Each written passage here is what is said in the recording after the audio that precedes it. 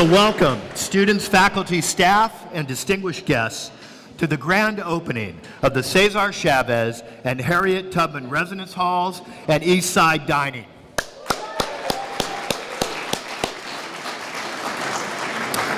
Now I want to begin by welcoming some of our distinguished guests whose continued support of Stony Brook University makes buildings like this and events like this possible. First, the chair of the Stony Brook Council, as well as the president of the Long Island Association and a Stony Brook alum, Kevin Law. Kevin.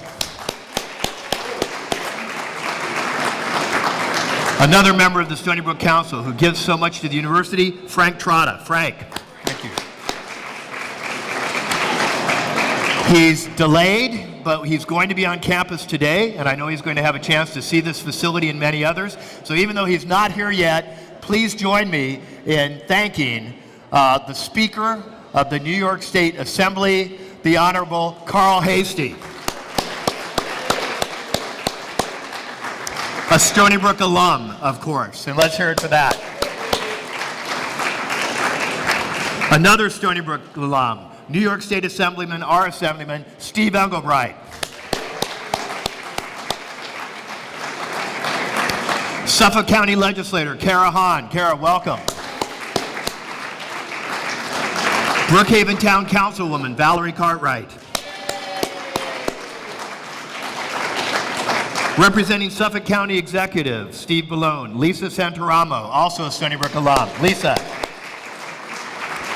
And representing Town of Brookhaven Supervisor Ed Romaine, Kevin Malloy. Kevin? I want to begin by thanking Peter Bagent, Vice President for Student Affairs, and Dallas Bauman, Assistant Vice President for Campus Residences, Robert Megna, Senior Vice President for Finance Administration, Nadeem Siddiqui, Executive Director FSA, all of them for spearheading the addition of this new facility to Stony Brook University. And it's appropriate that we're celebrating these new halls during Black History Month as they honor two prominent civil rights leaders who both fought against social injustice and made a lasting impact on all of our lives. Harriet Tubman was an abolitionist, an early proponent of women's suffrage, and a humanitarian who led numerous missions along the Underground Railroad to liberate hundreds of slaves. A New Yorker for most of her life, she resided in upstate Auburn, New York until her death in 1913. Her former home was designated a National Historical Park last year. Cesar Chavez was a labor organizer who fought to provide a voice for farm workers, advocating for fair wages and humane treatment. He helped unionize thousands of farm workers in California and later collaborated with New York unions to execute a bicoastal boycott of California grapes. Today, more than ever, we need to remember the important lessons Cesar Chavez and Harriet Tubman have taught us. They both risked their lives to do the right things and worked tirelessly to make the world a better place for all people, regardless of their race or gender. Each day that students walk through these doors, I hope they embrace the legacy of these two activists and think how they too can be agents for change. Stony Brook strives to create an environment that welcomes all. This new complex was designed not simply to house and feed students, but to give them a space where they can engage as part of the Stony Brook community. These new facilities combine technology and comfort to provide our students with a modern and convenient experience. With the addition of 759 beds, we have solidified our positions as SUNY's largest residential campus. This brings our total to 30 residence halls, 23 apartment-style buildings, and 10,204 beds, second only in New York State to NYU in the amount of campus housing. At 50,000 square feet, East Side Dining is now the largest dining facility on campus. It offers a variety of cuisine to reflect the tastes of our diverse campus, including Caribbean, halal, kosher, Southwestern, vegan, and allergy-free. And you have a chance to sample some of this great stuff today, and I hope you enjoy it. The Dining Center also features gathering spaces where students, faculty, and staff can relax, socialize, and connect with each other. So this is a wonderful day, and I now ask Peter Bagent, the Vice President for Student Affairs, to come to the podium and say a few words. Peter.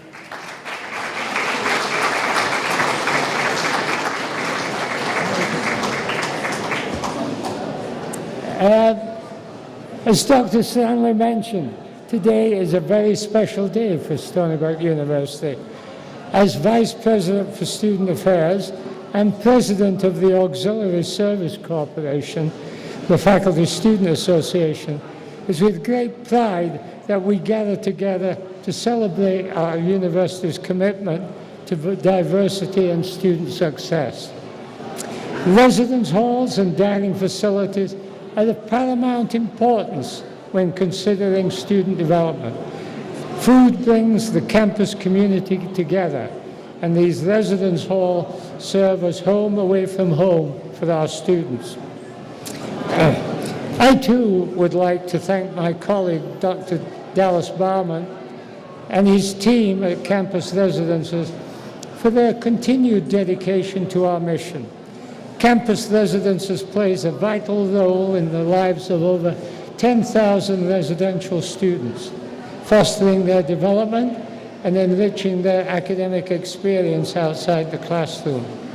These new state-of-the-art residence halls will provide a safe and inclusive and innovative environment for our residents. I'd also like to thank our new leadership of our auxiliary services, led by its Executive Director, Nadine Siddiqui, for his focus on improving the dining services provided to our campus community and capitalizing on this beautiful and comprehensive dining facility. The Residence Hall Association serves as a student advocacy organization, fostering leadership in the student residential community. RHA is a student-run organization that represents and projects the views and concerns of the residential community, and is an organization that works to continually improve the quality of life on campus. With that said, I'd like to welcome the president of the RHA, William Kennedy, a biology major in the class of 2017, to the podium to say a few words.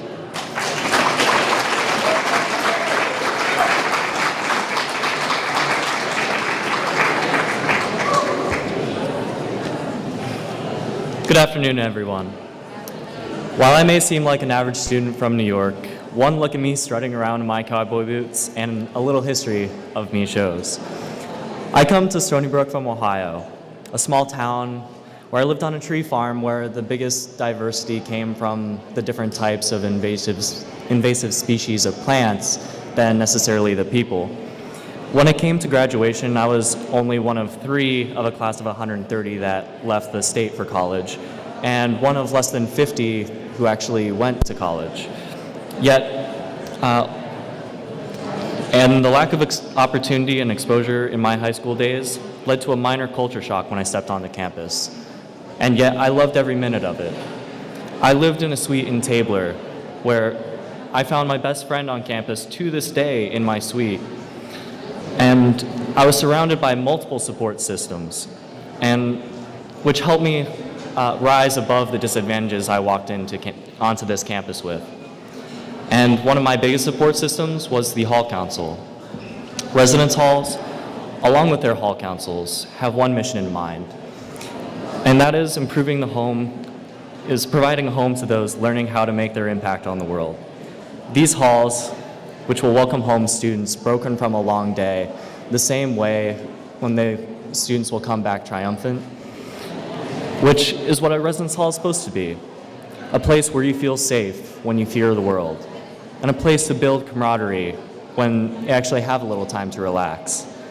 Without this home, the learning process falters, and distractions that get in the way now have lasting impacts on the future. These halls providing support to their future of change, have their eponyms toiled in a history of timeless impact and an embodiment of unity on our campus. We as a university pride ourselves on not only being diverse, but unifying because of it. And even if someone's day falters, or the world does, we know we can get through the worst of it.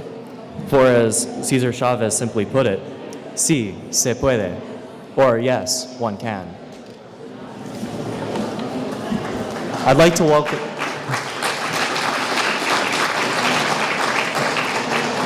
welcome Zoe Sumer to the stage. Zoe Sumner is a senior EOP-AIM student who is majoring in English with the hopes of becoming a secondary English teacher when she graduates. As a student, Ms. Sumner has been involved in campus leadership initiatives such as the Black Student Union, the Cadence Step Team, and the Black History Month Committee. A few years ago, she won the Black History Month Spoken Word Open Mic Night, and she still continues to perform spoken word pieces throughout the year. Today, she will share one of her original pieces with us today, Freedom.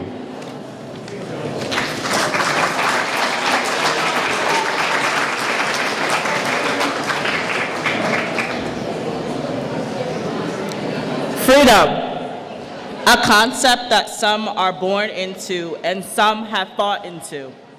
A vision of unlocked chains, of open fields with daffodils, of smiles and sunshine, of a North Star so far. Freedom is a song hummed under grandma's lips, a prayer said in desperate clasped hands, bent knees, bent torso, hauled over in despair. Freedom, a scarred throat that has screamed all day on a picket line with sore souls. You sore soul. Freedom, you have been knocked around, captured, kept out of reach for those who need you most. Freedom, you who can give everything, encapsulate everything, take no shape, but that of a young, bright mind who has seen years and years of discrimination, who has felt tears fall from his mother's cheek. Freedom, a present help, a light in the storm, a path to home. Freedom. Thank you.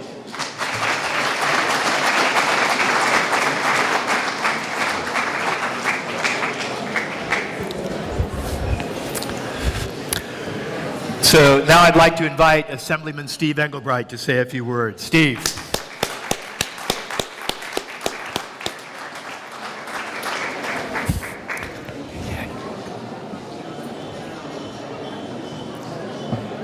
Thank you, President Stanley. What a great event this is.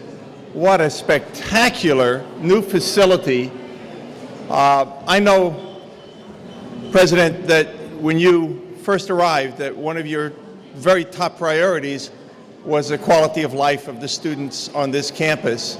And the help of all of these, with the help of all these wonderful enablers, that part of your dream for this great campus is being accomplished. Thank you. Thank you very much. A hand for President Stanley.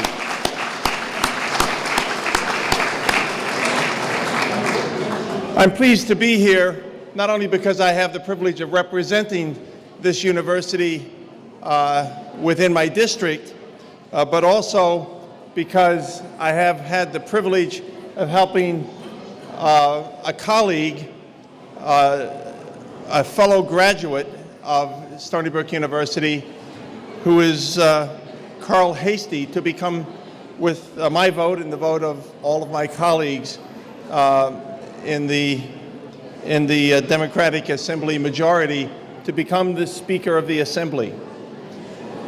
Carl spoke to me almost 2 weeks ago about today, so I know he wants to be here because he brought up how excited he was about the dedication of this facility.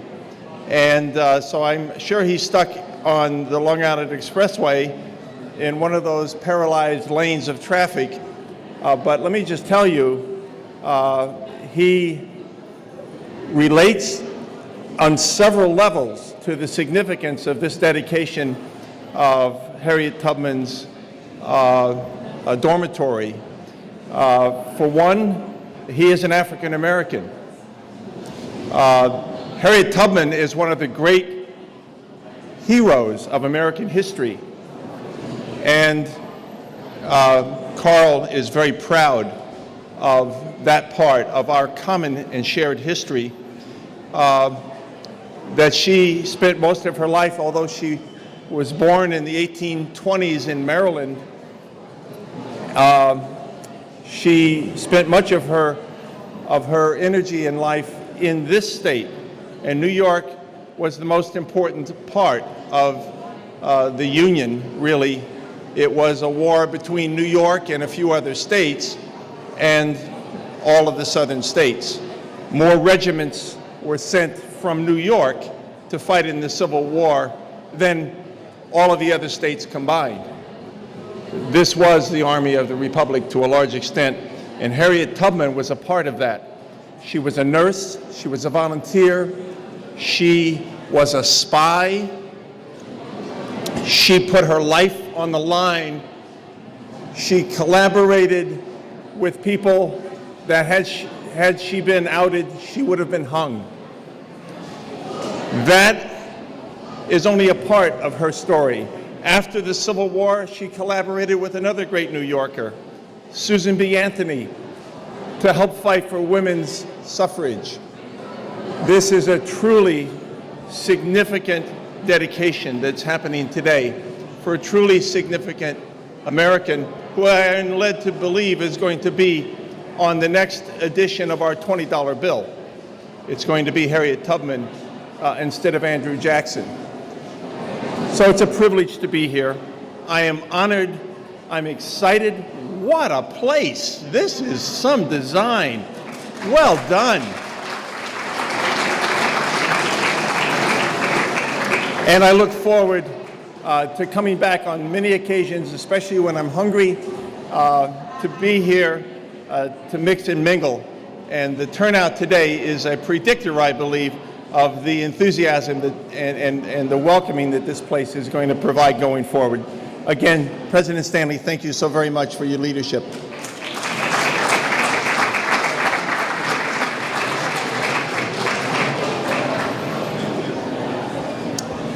So I think this is going to conclude our program. I want to thank everyone so much for attending today. We're going to do a ribbon cutting outside, which we'd love you to observe and participate in. Let's thank everybody who was responsible and helped make this possible for this amazing day, and let's continue to enjoy it as we go forward. Thank you.